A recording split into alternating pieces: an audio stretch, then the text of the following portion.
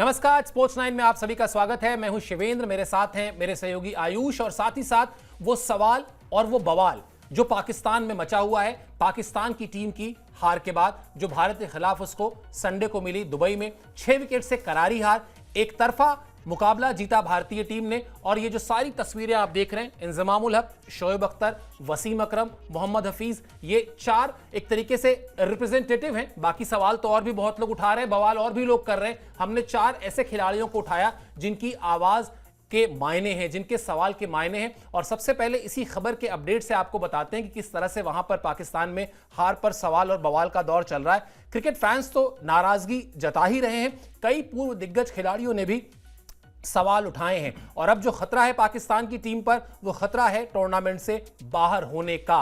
भारत ने पाकिस्तान को 6 विकेट से हराया था, जिसका जिक्र मैंने शो की शुरुआत में किया। अब आ जाते हैं इन खिलाड़ियों के बयानों पर, एक एक करके बात करेंगे। लेकिन सबसे पहले आयुष, अगर फैंस नाराज हैं या अगर पूर्व क्रिकेटर्स, पूर्व दिग्गज क्रिकेटर्स सवाल उठा रहे हैं, तो शायद कोई ऐसा नहीं होगा जो पाकिस्तान की टीम को जस्टिफाई कर सके। इस वक्त पाकिस्तान की टीम एक ऐसी जगह पर खड़ी हुई है जहां से उसके लिए जस्टिफिकेशन ढूंढना, जहां से उसके पक्ष में कोई भी दलील रखना, कोई तर्क रखना, उनकी वकालत करना संभव ही नहीं है। इतना खराब खेली है टीम। बिल्कुल सर, कोई कंपैरिजन था ही नहीं। मैच बहुत अलग तरीके से खेला गया। एक गेंद के लिए भी ऐसा नहीं लगा कि पाकिस्तान की टीम बिल्कुल चढ़ी हुई है भारतीय टीम के ऊपर। मतलब पूरे मैच में कहीं मैं सुन रहा था और किसी पाकिस्तान के एक्सपर्ट की बात सुन रहा था, आपने कहा कि केवल ये 4 हमने चुने हैं। बहुत सारे लोग हैं, बहुत सारे एक्सपर्ट्स हैं जिन्होंने कॉमेंट किया है उस पर। बात यही है कि पाकिस्तान की जो गेंदबाजी यूनिट थी, अगर आप उस पूरे हाईलाइट को देखेंगे तो 4 विकेटें भारतीय टीम की गिरी हैं सर। और वही 4 गेंदें जिन पे विकेटें गिरी, वही 4 थीं जो उन्होंने पूरे गेम में बेस्ट किया है। उसके अलावा पूरे मैच में कुछ नहीं किया है। जो अबरार अहमद ने एक अच्छी गेंद डाली जिसमें बोल्ड हुए, जिसपे एक शाहिन शाह अफरीदी की गेंद जिसपे रोहित शर्मा बोल्ड हुए, एक बेहतरीन कैच जो इमाम ने पकड़ा जिससे श्रेयस अय्यर आउट हुए, और एक वो बाउंसर जिसपे कोई तो एक विकेट गिरा था हमारा, और वो इकलौती बाउंसर थी जो उस पूरे पारी में कहीं ना कहीं फेंकी गई। कुल मिला के ये 4 ही गेंदें थी। और इसीलिए बार बार कहा जा रहा है, कोई भी एक्सपर्ट, इंडिया के तो छोड़िए, पाकिस्तान का कोई भी पुराना खिलाड़ी, क्रिकेट एक्सपर्ट, जो बड़ा आदमी है जो क्रिकेट की देखरेख करता है, कोई भी समर्थन में नहीं है। इनफैक्ट यहां तक बुरा हाल है लोगों का कि लोगों को चूंकि इंडिया पाकिस्तान का मैच हो रहा है, बस इस बात से खुशी है। उस खुशी को देखने के लिए लोग विराट कोहली की सेंचुरी पे तालियां पीट रहे हैं, एंजॉय कर रहे हैं, क्योंकि अपनी टीम जो है वो इतनी ज्यादा गर्त में गिर चुकी है। और जो डिफरेंस है, दिक्कत की बात यह सर कि जो डिफरेंस है वो बहुत ज्यादा बढ़ते जा रहा है भारतीय क्रिकेट का। भारतीय क्रिकेट तो छोड़िए सर, भारतीय क्रिकेट से तो कंपैरिजन है ही नहीं पाकिस्तान का। टीम इंडिया बहुत ज्यादा ऊपर जा चुकी है, बहुत अगले लेवल पे जा चुकी है।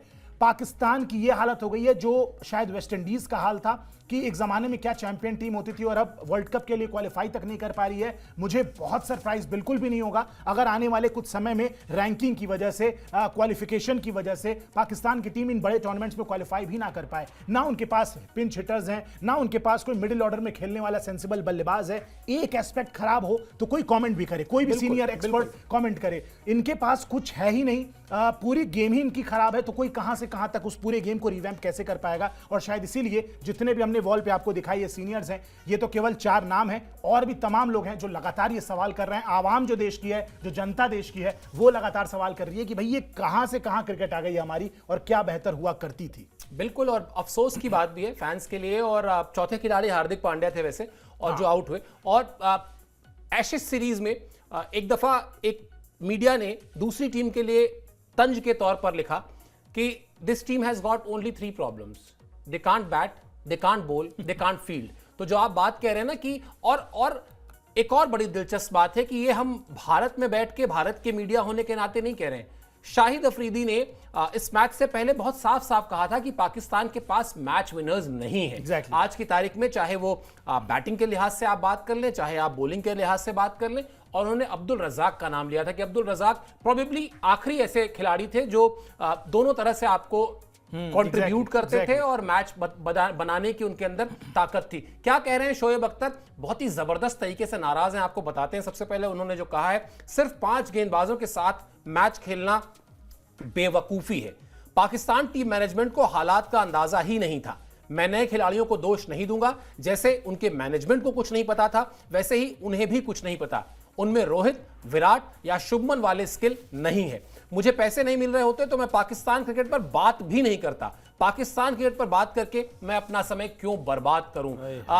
मतलब अब आप सोच कर देखिए कि फ्रस्ट्रेशन किस लेवल का होगा कि एक खिलाड़ी जिसने पाकिस्तान को रिप्रेजेंट किया है, एक खिलाड़ी जो पाकिस्तान क्रिकेट बोर्ड से अलग अलग कैपेसिटीज में जुड़ने की चाहत हो सकता है रखता हो, लेकिन साफ कह रहा है मुझे बात ही नहीं करनी यार, इतना खराब खेला है। और जाहिर सी बात है जब कोई खिलाड़ी अपनी टीम को इस तरह से मैदान में घुटने टेकते हुए देखता है ना, बहुत कलेजा जलता है। और यहां पर तो लग रहा है कलेजा ही नहीं, पूरा का पूरा शोएब अख्तर ही जले हुए हैं पूरी तरीके से। और सर मैं तो मतलब मैं समझ नहीं पाऊंगा, शायद वो ज्यादा बेहतर आप बताएंगे इनफैक्ट, क्योंकि आपने शोएब अख्तर के पूरे करियर को फॉलो किया है। मेरा सवाल आपसे भी इनफैक्ट है सर, कितना ज्यादा इनको बुरा लग रहा होगा, क्योंकि जिस लेगेसी पे इन लोगों ने पाकिस्तान क्रिकेट को छोड़ा था, मतलब मुझे याद है कि एक आधा सीरीज तो मैंने भी देखी है जब मैंने होश संभाला अपने जीवन में। इंडिया पाकिस्तान के मैचेस तब हुआ करते थे और पाकिस्तान की टीम वाकई में एक टफ चैलेंज होती थी। क्या मिडिल ऑर्डर होता था उनके पास, मोहम्मद यूसुफ से लेके इंजमामुल हक से लेके बेहतरीन बल्लेबाज होते थे, यूनिस खान होते थे, अच्छी लीडरशिप होती थी। और कहां से ये टीम कहां पे आ गई है? जिस खिलाड़ी ने ये सारे पल को जिया है, जिसने उस बेस्ट फॉर्म में जब टीम होती थी उस टीम का जो हिस्सा रहा है खिलाड़ी, वो आज अगर इस तरीके की बातें करे तो बिल्कुल ये बहुत बड़ा चिंता का विषय है। और अगर ये कोई बोल दे सर कि मुझे पैसे नहीं मिल रहे होते तो मैं पाकिस्तान क्रिकेट पे बात भी नहीं करता, मैं अपना समय भी जाया नहीं करता, मतलब ये तो नेक्स्ट लेवल की बात हो गई। आपसे मेरा सवाल है सर, आपने तो पाकिस्तान के उस बेस्ट टीम को देखा है, उस लेजेंडरी टाइम को देखा है जब पाकिस्तान के मतलब एक खिलाड़ी के नाम ले तो समझ में आता है, right from the world go, top order से लेके मिडिल ऑर्डर से लेके गेंदबाजी से लेके स्पिनर से लेके, और आज आप पाकिस्तान को इस मुहाने पे देखते हैं सर, इस तरीके से वर्ल्ड क्रिकेट में कहां पे गिरी हुई है। आप क्या मतलब आपको एज अ इंडियन, आप इंडियन क्रिकेट के फैन है, जाहिर सी बात आप इंडियन है, आप चाहेंगे इंडिया टीम अच्छा करे, लेकिन इंडियन होने के नाते भी क्रिकेट के एशियन क्रिकेट के लिए बिल्कुल एशियन क्रिकेट के लिए बहुत बुरा है। और आप जिस तरह से आपके लिए ये एरा बहुत कम देखा हुआ है, मैं इससे पहले के एरा की बात करता हूं। हम लोगों ने जहीर अब्बास या फजल महमूद या हनीफ मोहम्मद को बहुत ज्यादा खेलते नहीं देखा है, लेकिन उनकी लेगेसी हमको पता है। फजल महमूद के बारे में कहते हैं आयुष कि वो जब बॉलिंग करना शुरू करते थे तो कह के जाते थे कि इस ओवर की चौथी बॉल पर आउटस्विंग डालूंगा और सेकंड स्लिप में इस बल्लेबाज को आउट करूंगा, वो करते थे। हनीफ मोहम्मद मतलब जिस खिलाड़ी को चोट लगी हो, जिस खिलाड़ी के पैर का नाखून उखड़ गया हो, वो डबल मोजा ट्रिपल मोजा पहन के जाए बैटिंग करने और सेंचुरी कर दे। या जहीर अब्बास जिनको आप मतलब आप उनको बैटिंग करते देख रहे हैं, आप जाइए खाना वाना खा के थोड़ा काम वाम करके लौट के आ जाइए, वापस आइए, फिर वो वहां पर खेलते हुए दिखाई देंगे। कमाल है। आप जावेद मियादाद को याद कीजिए, किस तरह के ये सारे वो खिलाड़ी थे कि दिल से क्रिकेट खेलने वालों की कोई लिस्ट बनाएंगे आप टॉप 10 में आ जाएंगे। आप वसीम अकरम को याद कीजिए, आप इमरान खान को याद कीजिए, एजाज अहमद रुला देते थे, सलीम मलिक रुला देते थे। मतलब इंडियन फैंस को ना लगता था कि यार बस ये आउट हो जाए किसी तरीके से, तो बहुत बड़ी लेगेसी थी। और अब कहां पर खड़ी है टीम? 241 रन भारत के खिलाफ बनाती है और उसके बाद उसके गेंदबाजों में ऐठन पूरी है। मतलब आप आउट होने के बाद के जो अंदाज थे और जिस तरह से विराट को छेड़ा गया, जिस तरह से शुभमन गिल के लिए वो इशारा किया गया, ऐठन पूरी है, काम कुछ नहीं है। Exactly. तो बस वही वाली बात है। मुझे याद है पिछली सीरीज से पहले भी किसी ने कहा था कि विकेट लेने के बाद सेलिब्रेट कैसे करना ये सबने प्लान कर रखा है। exactly. लेकिन वो सेलिब्रेशन करने का मौका ही नहीं मिलता और वाकई बहुत नाराज हुए होंगे शोएब अख्तर। ठीक ठाक सीरीज में हम लोगों ने उनके साथ काम किया है एज एक्सपर्ट, वो कई बार हमारे चैनल्स में हमारे साथ जुड़े रहे हैं, तो मैं जानता हूं उनको। इतना किसी के लिए कह देना, बहुत साफ साफ उन्होंने कहा कि आप लोग पैसे देकर मुझे बुला रहे हैं इसलिए पाकिस्तान की टीम पर बात कर रहा हूं, वरना बात भी नहीं करता। तो ये वाकई दिखाता है किस तरह की नाराजगी है। वसीम अकरम का बयान सुनाते हैं, वो और नाराज हैं, उनकी बात को जो आप सुनेंगे तो आप और वो फैक्ट्स पर बात कर रहे हैं, इसमें से कोई फैक्ट ऐसा नहीं है। वो क्या कह रहे हैं? हम पुराने जमाने की क्रिकेट खेल रहे हैं, इसमें बदलाव की जरूरत है। हमें निडर खिलाड़ियों को लाना होगा, नए खिलाड़ियों को लाना होगा। अगर टीम में 5-6 बदलाव करने पड़े वो भी करिए। अगर आप 6 महीने तक हारते रहेंगे कोई दिक्कत नहीं है, लेकिन 2026 T20 वर्ल्ड कप के लिए तैयारी तो हो जाएगी। हमने उन्हें स्टार बना दिया है, ये फास्ट बॉलर्स के लिए कह रहे हैं। जबकि पिछले 5 वनडे मैच में पाकिस्तान के गेंदबाजों ने 60 की औसत से सिर्फ 24 विकेट लिए हैं। हमारे गेंदबाजों की औसत ओमान और यूएसए से भी खराब है। जो 14 टीमें वनडे खेल रही हैं उसमें पाकिस्तान दूसरी सबसे खराब औसत वाली टीम है। अब अगर ये आंकड़े हैं, अगर ये वसीम अकरम के सामने हैं, और वसीम अकरम जो पाकिस्तान के लीजेंडरी फास्ट बॉलर्स रहे हैं, बल्कि वर्ल्ड क्रिकेट के लीजेंडरी फास्ट बॉलर रहे हैं, उनके सामने जब ये आंकड़े गए होंगे तो फिर यही वर्ड निकलेंगे और कुछ निकलेगा भी नहीं। एग्जैक्टली यही निकलेगा। और मतलब मुझे तो बड़ा ताजुब हो रहा है, ये स्टैट्स मुझे नहीं पता थे, लेकिन अगर सर 60 की एवरेज से अगर विकेटें ली जा रही हैं, और एक ऐसी लिस्ट जिसमें ओमान और यूएसए जैसी टीमें भी हैं, 14 टीमें, तो अगर वनडे में आप जुड़ा दे तो मुझे लगता है कि 6 या 7 टीमों 8 टीमों के बाद तो बहुत बेहतर टीमें नहीं होंगी, और उसमें अगर पाकिस्तान नीचे से सेकंड नंबर पे आ रहा है तो ये बहुत बड़ा चिंता का विषय है। मतलब सवाल तो फिर वही उठेगा ना कि कहां गई वो लेगेसी जो वो लोग बोलते थे कि इंडिया की बैटिंग वर्सेस पाकिस्तान की बॉलिंग का कॉन्टेस्ट होता है। भाई इंडिया की बैटिंग लगातार ग्रो कर रही है, हमारे पास विराट के बाद अब शुभमन गिल आ गया है, हमारे पास यशस्वी जायसवाल आ गए हैं, हर फॉर्मेट के लिए रोहित शर्मा को रिप्लेस करने के लिए हमारे पास अब अभिषेक शर्मा और तमाम बल्लेबाजों को हम रेडी कर रहे हैं। पाकिस्तान के तेज गेंदबाज कहां गए? और सबसे इंपॉर्टेंट बात, सर क्लूलेस नजर आते हैं, इनको पिटाई लगनी शुरू हुई। अगर पिच में थोड़ी सी भी स्विंग नहीं थी, कल की जो विकेट थी, चलिए बहुत ज्यादा मूवमेंट नहीं थी, मोहम्मद शमी जो कि थोड़े इंजर्ड हैं, हार्दिक पांड्या जो कि फर्स्ट चेंज बॉलर है, मेन बॉलर भी नहीं है टीम इंडिया के, और हर्षित राणा जो अपना चौथा 5वां मैच खेल रहे हैं हार्डली, उनको तक समझ में आ गया कि अगर स्विंग नहीं है तो किस टप्पे पे कम से कम डिसिप्लिन्ड गेंदबाजी ही करेंगे अगर आप, तो सामने वाली टीम 240-41 पे ऑल आउट हो सकती है। ये करके दिखा दिया। लेकिन पाकिस्तान जहां मतलब कितनी लेजेंडरी टीम है और बिल्कुल ये समझ से परे है। इनफैक्ट कोई तो लेजेंड था सर पाकिस्तान का जिसने ये बात भी बोल दी कि भाई हारिस रऊफ, शाहीन शाह अफरीदी और आपके ये जो तीसरे तेज गेंदबाज हैं इनके नसीम शाह, इन तीनों को हमने कितने सारे वर्ल्ड कप्स दे दिए, कितना मौका दे दिया, और अगर हर वर्ल्ड कप में हम इस तरीके से बेइज्जत होकर बाहर निकल रहे हैं तो ये समझ में और ऐसा नहीं है कि केवल सब कॉन्टिनेंट रीजन में इन्होंने वर्ल्ड कप खेले हैं, ऑस्ट्रेलिया में भी खेला है जहां पे इनके लिए अच्छी कंडीशंस थी, और वहां पे भी जब इस तरीके के रिजल्ट आ रहे हैं तो बिल्कुल सही बात है, it's time to move on. आप नए लड़कों को मौका दीजिए, और बिल्कुल वसीम अकरम की बात से एब्सोल्युटली सहमत होना चाहिए, पूरे वर्ल्ड क्रिकेट को होना चाहिए कि भाई आप नए लड़कों को मौका दीजिए। 6 महीने हारेंगे ही सही, लेकिन सर एटलीस्ट 6 महीने बाद कुछ तो करेंगे, सीखेंगे, और 2026 वर्ल्ड कप जो अभी से 2 साल 1.5 साल बाद है, कम से कम उसकी एक तैयारी तो होगी, और जब 26 तक टीम पहुंचेगी तो एक कम से कम 15, 20, 25, 30 मैच खेल चुके होंगे एज अ यूनिट, तो कुछ एक्सपीरियंस होगा उन खिलाड़ियों को। बिल्कुल, और बहुत विस्तार में ना जाएं और बहुत फटाफट जंप करके भी आए तो भारत के पास गावस्कर थे, गावस्कर के बाद तेंदुलकर हैं, तेंदुलकर के बाद फिर रोहित शर्मा, विराट कोहली हैं, रोहित शर्मा विराट कोहली के बाद जब ये लोग नहीं रहेंगे तब भी श्रेयस अय्यर हैं, आपके पास शुभमन गिल हैं, आपके पास यशस्वी जायसवाल हैं। वहां क्या है, वहां इमरान थे, इमरान के बाद फिर वसीम और वकार आए, वसीम वकार के बाद शोएब अख्तर और मोहम्मद शमी आए, और उसके बाद फिर जो शून्य हुआ वो ऐसा शून्य हुआ कि शाहीन शाह अफरीदी बस आए, नामों में आए, सपनों में आए, ख्वाबों में आए, खिलाड़ियों के वहां पर बात करने के लिए, भौकाल बनाने के लिए, कुछ कर नहीं पाए। एक मैच भारत के खिलाफ छोड़ दिया जाए, बस वही टीम इंडिया ने हारा, बस वही एक मैच, उसके अलावा कब शाहीन शाह अफरीदी ने इतना परेशान कर दिया है सर, मुझे तो याद भी नहीं है। यही कह रहा हूं, इसीलिए वसीम अकरम की एक और स्टेटमेंट है, क्योंकि वो स्टेटमेंट जा रहा है सिस्टम की तरफ। अभी जो उन्होंने बात कही वो तो खिलाड़ियों पर कही, खिलाड़ियों से जोड़ा उन्होंने सिस्टम को। क्या कहा, क्यों वो इनवाइट कर रहे हैं चेयरमैन को, जरा देखिए। वो कह रहे हैं चेयरमैन साहब कृपया कोच को बुलाइए, कप्तान को बुलाइए, सिलेक्शन कमेटी को बुलाइए, उनसे पूछिए उन्होंने ये कैसी टीम चुनी थी। खुशदिल शाह, सलमान आगा, इन्हें देखकर कभी लगा ही नहीं कि ये विकेट ले सकते हैं। मैं पिछले कई हफ्ते से कह रहा हूं कि ये स्क्वाड ठीक नहीं है, लेकिन चेयरमैन कह रहे हैं कि हमने सर्वश्रेष्ठ टीम चुनी है। कप्तान को भी जिम्मेदार ठहराना चाहिए, वो टीम के लीडर हैं और उन्हें ही नहीं पता था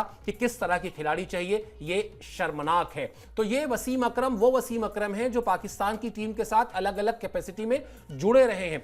शायद वो लास्ट पाकिस्तान का जो सबसे लीथल कॉम्बिनेशन था बॉलिंग का, उसके वो रिप्रेजेंटेटिव हैं, जब वो वकार यूनुस के साथ 2003 वर्ल्ड कप मुझे याद आ रहा है, जहां पर उन्होंने गेंदबाजी की थी और बहुत शानदार गेंदबाजी की थी। लेकिन अब कोई करे क्या, दिक्कत वही है, खिलाड़ियों में ही दिक्कत नहीं है, दिक्कत उस बोर्ड में भी है जहां पर मोहसिन नकवी कहते हैं साहब सर्जरी की जरूरत है, छोटे मोटे ऑपरेशन की जरूरत है।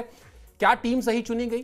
क्या वो दल चुना गया जो दल होना चाहिए था 15 खिलाड़ियों का?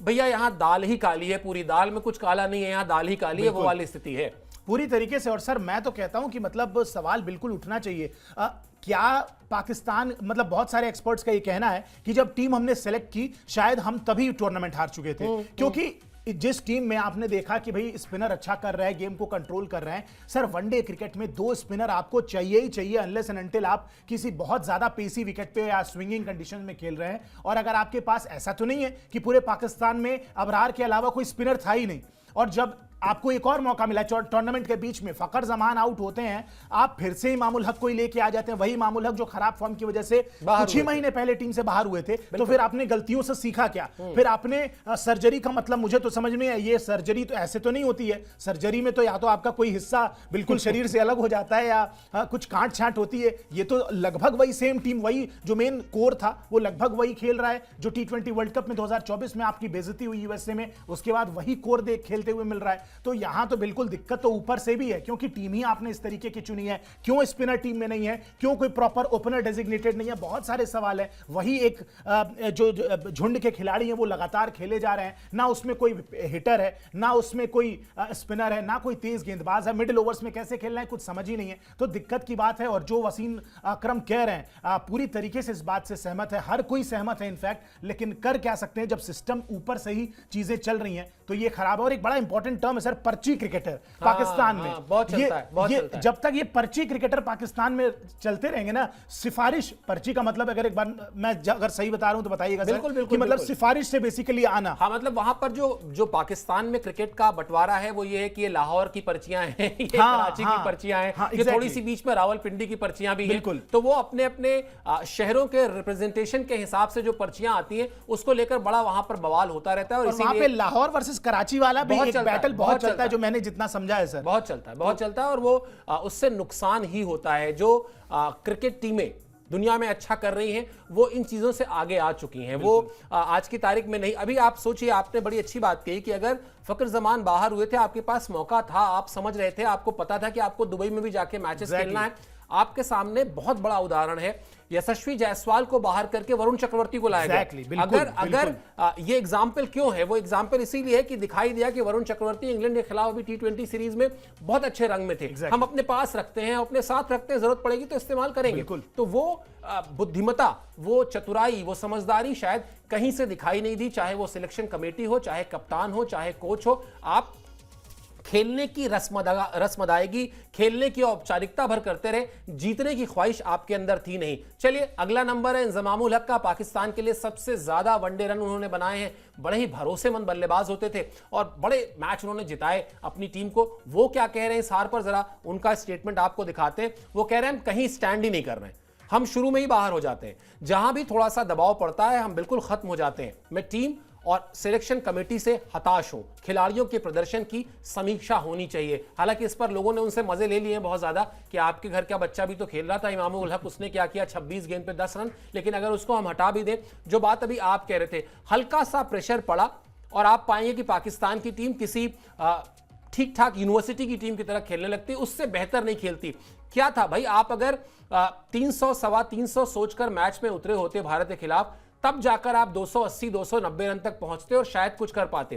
पहले 2 विकेट गिरते ही ऐसा लग रहा था और बात बहुत इंपॉर्टेंट है, जसप्रीत बुमराह खेल नहीं रहे, शमी बाहर हो गए थे, वापस लौट के गेंदबाजी कर रहे थे, हार्दिक पांड्या आपके फर्स्ट सेट वाले बॉलर नहीं है, बावजूद इसके अटैक का कोई मतलब मोटिव ही नहीं दिखा। ऐसा लगा ही नहीं कि हमको, चले मान लेते हैं विरोधी टीम में 6 गेंदबाज हैं, मान लेते हैं उसमें से 4 गेंदबाज कठिन है, आप 2 गेंदबाज तो चुनते हो कि हम इन 2 गेंदबाजों पे रिस्क लेंगे, इस पर थोड़ा सा जाएंगे, इनको थोड़ा ढकेलेंगे बैकफुट पर। कुछ ऐसा दिखा ही नहीं मैच में, ऐसा लगा ही नहीं कि भारत और पाकिस्तान का मैच हो रहा है। बहुत बोरिंग मैच था अगर आप वैसे देखिए तो। वाकई में बोरिंग था और बिल्कुल इंडिया पाकिस्तान की जितनी हाइप क्रिएट होती है वैसा तो मैच बिल्कुल दूर दूर तक नहीं था। एक बड़ी इंपॉर्टेंट सी बात सर आपको बताता हूं, एक क्लिप है जो कल से बड़ी वायरल हो रही है। मैच जहां हुआ दुबई इंटरनेशनल स्टेडियम में, वहां पे जब कुलदीप यादव बाउंड्री पे फील्डिंग कर रहे थे और वहां पे कई पाकिस्तानी फैंस थे। पाकिस्तानी फैंस ऑब्वियसली वो चीयर कर रहे थे, सारी चीजें कर रहे थे। कुलदीप से उन्होंने कर दिया कि कुलदीप भाई, मिडिल ओवर्स की बात है, जब कुलदीप गेंदबाजी करते, कुलदीप भाई थोड़ा रहम खाएं, हर बार आप हमारे खिलाफ इतनी विकेटें ले जाते हैं, प्लीज थोड़ा सा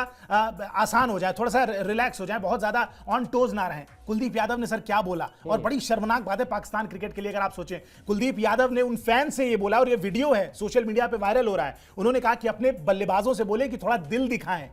दिल दिखाएंगे आप, आगे बढ़ के स्टेप आउट करके कहा था छक्के लगाएंगे, ऐसा नहीं है। कुलदीप यादव, अक्षर पटेल, रविंद्र जडेजा कोई भगवान नहीं है, कोई शेन वॉर्न के 10वें अवतार नहीं है कि उन पे रन नहीं पड़ सकता या उन पे अटैक नहीं किया जा सकता। न्यूजीलैंड ने सेमीफाइनल में अटैक करना शुरू किया और हमें दोबारा से अपने तेज गेंदबाजों पे वापस आना पड़ा था। कितने बार हमने उदाहरण देखा है जब स्पिनर पे अटैक होता है, लेकिन आपने वो जिगरा दिखाया ही नहीं, आपने स्टेप आउट किया ही नहीं, 2 विकेट गिरा नहीं कि आप ऐसे शेल में चले गए। मतलब इतनी तेजी से तो टर्टल भी अपने शेल में नहीं घुसता है कुछ खतरा देखने पे, जितनी जल्दी से कप्तान, मतलब आन बान शान कप्तान मोहम्मद रिजवान, किस बात के कप्तान है वो, ये तो समझ में ही नहीं आया। जहां से लीडिंग फ्रॉम द फ्रंट वाली बात थी, जहां आपको करके दिखाना था, मौका था आपके पास। ऐसा भी नहीं है कि आप 50 ओवर कीपिंग कर चुके हैं, थके हैं, हारे हैं। आप विराट कोहली से सीखिए, 50 ओवर फील्डिंग करने के बाद भी सेंचुरी लगाई और भाग भाग के डबल ट्रिपल लिया है। वहां पे जिस तरीके से शेल में रन है उनके दौड़ दौड़ के, 72 रन केवल दौड़ के लिए। अब आप सोच लीजिए, और 2.5 घंटे sir, if I am not wrong, बल्लेबाजी की है। 251 मिनट 251 मिनट की 151 मिनट बल्लेबाजी की है 50 ओवर फील्डिंग करने के बाद। कहां है आपकी स्टैमिना? मतलब आप एज अ प्लेयर, आप इतने पीएसएल खेलते हैं, इतनी मोटिवेशन दिखाते हैं टीमों की, चैंपियन टीम और दिस चैंपियन टीम दैट, बहुत क्लिप वायरल होती है सर रिजवान की सोशल मीडिया पे। क्या कर रहे थे आप जबकि उनसे बेहतर दूसरा साउथ शकील बेहतर नजर आ रहे थे, अच्छी स्ट्राइक रेट से खेल रहे थे, एक आधा रिस्क ले रहे थे, लैप शॉट मार रहे हैं, स्वीप मार रहे हैं, दिन भर स्वीप मारते रहेंगे हर गेंद में, जहां स्वीप मारने की जरूरत नहीं है वहां भी मारेंगे। लेकिन जब इंडिया के स्पिनर्स ने गेम ऑन शुरू किया, अपना गेम कराना, वहां से उनकी स्वीप कहां गायब हो गई, झाड़ू कहां गायब होगा, समझ ही नहीं आया। पूरी तरीके से क्लूलेस क्रिकेट। और मुझे लगता है कि सबसे ज्यादा किसी को ब्लेम करना है तो कप्तान को ही, क्योंकि जहां पे उनको बन के दिखाना था, घूम फिर के वही स्टेटमेंट पे बात आती है कि जरा सा प्रेशर आया नहीं, इंजमाम उल हक की बात, जरा सा प्रेशर आया नहीं कि हमारी टीम एकदम नटशेल में चली जाती है और यूनिवर्सिटी क्रिकेट की तरह खेलने लगती है। 2 विकेटें आपकी गिरी नहीं, इतने लंबे चौड़े आपके बल्लेबाज बचे हुए थे और आप बिल्कुल शेल में चले गए। और आप कप्तान हो के अगर ये काम कर रहे हैं तो सबसे बड़ा हार का ठीकरा तो आपके ऊपर फूटना चाहिए। बिल्कुल, जब कप्तान अपनी जगह बचा रहा है exactly. तो बाकी खिलाड़ियों को लगता है कि जब कप्तान साहब ही बचा रहे हैं तो हम भी अपनी जगह बचाते हैं, क्या जरूरत है रिस्क लेने की। चलिए मोहम्मद हफीज क्या कह रहे हैं, क्योंकि उन्होंने जो बात अभी आयुष ने शुरुआत में कही थी कि उन्होंने बॉलर्स पर सवाल उठाया है और साथ ही साथ शाहीन शाह अफरीदी अगर बॉलिंग के किंग हैं सो कॉल्ड पाकिस्तान में, तो वैसे ही बैटिंग के किंग हैं बाबर आजम। उन्होंने बाबर आजम पे सवाल उठाए, क्या सवाल उठाए बताते हैं आपको। उन्होंने कहा कि बाबर आजम को पाकिस्तान का सर्वश्रेष्ठ बल्लेबाज माना जाता है, लेकिन वो इंजमाम उल हक जैसे बल्लेबाज नहीं है। इंजी भाई ने हमें दुनिया की बड़ी टीमों के खिलाफ मैच जिताए हैं, बाबर आजम ने आज तक भारत के खिलाफ एक भी मैच नहीं जिताया है। उन्हें क्रिकेट खेलते हुए अब करीब 10 साल हो गए हैं, उन्हें सेना देशों में आज तक एक भी बार मैन ऑफ द मैच नहीं मिला है, बड़ी बात है ये। हमें शाहीन शाह अफरीदी, नसीम शाह और हारिश रऊफ से भी आगे देखना होगा। इन खिलाड़ियों ने हमें बड़े टूर्नामेंट जिताकर नहीं दिए हैं। अब मूंछों पर ताव देते हुए मोहम्मद हफीज बात तो कह रहे हैं और बात सही कह रहे हैं। शुरुआत में ही मैंने कहा था आयुष कि ये सारे खिलाड़ियों का जो बयान है ना, अगर एक आप काल्पनिक तौर पर अदालत का सीन क्रिएट करें और आप मान लें कि वहां पर पाकिस्तान क्रिकेट टीम के कप्तान कटघरे में हैं और ये सारे लोग सवाल कर रहे हैं, और उसके बाद कप्तान साहब कहें कि मैं बहुत मोटी रकम दूंगा, बहुत सारा पैसा दूंगा, एक वकील मेरे पक्ष में आ जाए, मुझे लगता नहीं कोई वकील मिलेगा। क्योंकि बात वो भी सही कह रहे हैं कि अगर आपने south Africa, England, New Zealand, Australia यानी जिसको सेना कंट्रीज कहते हैं, वहां पर आपको एक भी बार मैन ऑफ द मैच ही नहीं मिला अभी तक, और 10 साल से क्रिकेट खेल रहे हैं, 10 साल से आप क्रिकेट खेल रहे हैं, तो फिर आप किस बात के बड़े बल्लेबाज हैं? इस सवाल का जवाब दे दीजिए। सर मुझे तो शर्म आ रही है उस प्रजा पे जिसके किंग बाबर आजम है। मतलब वो कौन सी प्रजा है जिसके किंग बाबर आजम है? सोशल मीडिया का फायदा किसी को मिला हो ना मिला हो, इन 2 खिलाड़ियों को सर, शाहीन शाह अफरीदी और बाबर आजम, इनको बहुत मिला है। कल भी मैच में हमने देखा बाबर आजम जब आउट हुए, कुछ लोग लिटरली सर पकड़ के रोने लगे थे। कैमरामैन ने बहुत अच्छे विजुअल्स कैप्चर किए। क्यों रो रहे हैं? एकदम सही बात है। एक मैच मैं कहता हूं आप पिछले 10 साल में उठा के देख लीजिए जब बाबर आजम ने एक मैच विनिंग पारी खेली हो भारत के खिलाफ। कौन से बड़े मैच में बाबर आजम ने स्टेप अप किया है और पाकिस्तान को मैच जिताया है? मुझे तो याद ही नहीं है। बल्कि उनके अलावा फखर जमान कम से कम 10 में से 2 मैच में चलेंगे, लेकिन जब चलेंगे तो एक तरफा मैच कर देंगे। 400 का टारगेट न्यूजीलैंड के खिलाफ इसी 2023 वर्ल्ड कप में चेज करना था, बारिश से बाधित वो मैच था सर। फखर जमान ने मार मार के मैच जीत लिया न्यूजीलैंड से, एक तरफा कर दिया। इस तरीके की आपके पास वो कैपेबिलिटी होनी चाहिए। मैच विनर कौन होते हैं? जो ठीक है आप 10 में से 8 बार फ्लॉप होते हैं, कंसिस्टेंसी पे काम किया जा सकता है, लेकिन जब चलेंगे तो मैच एक तरफा कर देंगे। वो वाली बात कब आएगी? विराट कोहली से कंपेयर करते हैं, अरे आप विराट कोहली छोड़िए, यशस्वी जायसवाल ने इतने छोटे करियर में आपसे बड़े बड़े कारनामे कर दिए हैं जो शायद आप 10 साल में नहीं कर पाए। सेना कंट्रीज में आपके नाम कुछ नहीं है। ऋषभ पंत के देख लीजिए, 50 टेस्ट मैच हुए होंगे ढंग से, उससे भी कम ही हुए होंगे, और 50-60 पारियों में उन्होंने सेना कंट्रीज में हर जगह जाके सेंचुरी भी लगा दिया, मैन ऑफ द मैच भी बन गए। किस तरीके के किंग हैं, और केवल सोशल मीडिया के किंग बन के रह गए हैं पाकिस्तान में। और पता नहीं क्यों इनकी इतनी फैन फॉलोइंग है। कोई ऐसा मैच भी नहीं जिताया आज तक। कि रन बनाना अलग चीज है सर, और बिल्कुल सही बात है। स्टैट्स आपको केवल ये दिखाते हैं कि किसने कितने रन बनाए हैं, सिचुएशन क्या थी, विकेट कैसी खेल रही थी, सामने ओपोनेंट कौन सी थी, गेंदबाज कौन से थे, ये कोई नहीं बताता है। नेपाल के खिलाफ आपने 100 बना दिया, अगले मैच में इंडिया के खिलाफ 0 बनाया, average 50, nice average, good average. क्या करना है उस एवरेज का? नेपाल के खिलाफ शतक लगा के फिर आप कहेंगे कि जिम्पाल और जिम्बाबर जैसे नाम मेरे नहीं पड़े, तो ये गलत है। ऐसा नहीं होता है, आपको बड़ी टीमों के खिलाफ परफॉर्म करना है। कब? ऑस्ट्रेलिया के खिलाफ। चलिए भारत के खिलाफ छोड़ दीजिए, बहुत ज्यादा प्रेशर होता, माना। ऑस्ट्रेलिया के खिलाफ, इंग्लैंड के खिलाफ, न्यूजीलैंड के खिलाफ जब मैच में चलना था, 320 का टारगेट चेज करना था, और पाकिस्तानी फ्लैट सड़कों पे कितने रन बनते हैं सर, हमने देखा है। वहां पे जब चलना था तो आप वहां पे भी 90 गेंदों में 64 बना के खेल रहे हैं। तो पता नहीं किस बात के किंग है, और बिल्कुल सही बात है। अब इन प्लेयरों से आगे बढ़ना होगा। हम जैसा कि मैंने स्टार्टिंग में बोला सर, बहुत सारे वर्ल्ड कप, बहुत सारे आईसीसी इवेंट इनको दे दिए गए। अब इनको इन खिलाड़ियों से ऊपर उठना ही पड़ेगा। ये खिलाड़ी कुछ नहीं जिताने वाले हैं पाकिस्तान क्रिकेट को, और ओवरऑल क्रिकेट की डिग्रेडेशन में पाकिस्तान का बहुत बड़ा हाथ हो जाएगा। बिल्कुल, और इससे एशियाई क्रिकेट का नुकसान है, और सबसे ज्यादा अफसोस मुझे उन पाकिस्तानी फैंस के लिए है जो इस इंतजार में थे कि पाकिस्तान की टीम पाकिस्तान में खेल रही है। पाकिस्तान को लगभग 3 दशक के बाद एक आईसीसी टूर्नामेंट की मेजबानी मिली है। मैच देखेंगे, बड़ा मजा आएगा। वो सारा मजा अब कहीं ना कहीं पीछे छूटता चला गया है। चलिए, पाकिस्तान की टीम पर नजर रहेगी। अभी उनका जो एक मैच बाकी है उस पर भी बातचीत करेंगे। बाकी चैंपियंस ट्रॉफी के हवाले से और भी कई सारे वीडियोज और शॉर्ट्स आपको हमारे स्पोर्ट्स 9 पर मिलेंगे। सब्सक्राइब जरूर कीजिए। फिलहाल आप इस शो में हमसे जुड़े इसके लिए मेरी तरफ से, आयुष की तरफ से बहुत बहुत शुक्रिया और आभार।